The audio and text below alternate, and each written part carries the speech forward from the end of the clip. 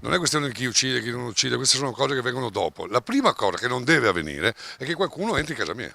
Legittima difesa, un coro di sì, una ferita mai rimarginata in un Veneto che non ha dimenticato la condanna di Hermes Mattielli, il rottamaio di Ersiero morto per un infarto un anno e mezzo fa, che nel 2006 aveva rincorso e sparato contro due ladri entrati nel suo deposito. Riaperta dal caso di Mario Cattaneo, che ha ucciso uno dei malviventi che stavano rubando nel suo ristorante a Casaletto Lodigiano. Io al suo posto avrei fatto la stessa cosa, è per quello che non tengo l'arma in casa.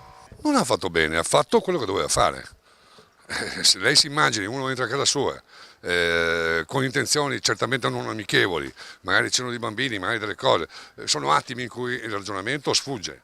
Se per Graziano Stacchio, il benzinaio di Ponte di Nanto che sparò ucciso nel febbraio 2015 un rapinatore in fuga da una gioielleria, la vicenda giudiziaria è finita con l'archiviazione, si apre in queste ore il processo di appello dopo la condanna per il tabaccaio di Correzzola Franco Birolo, omicidio volontario per i ristoratori di Lodi, eccessivo. Secondo me no, è eccessivo che l'abbiano per omicidio volontario.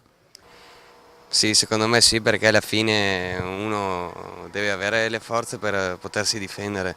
Cioè, se ti entrano in casa, cosa vuoi farci? E la conclusione per tutti è la stessa. Per esempio, se una persona ha una famiglia a cui ci tiene, entrano dei ladri in casa, dovrà difendersi in qualche modo. Però quando uno ti arriva in casa non saprei cosa dire, dipende dalle circostanze.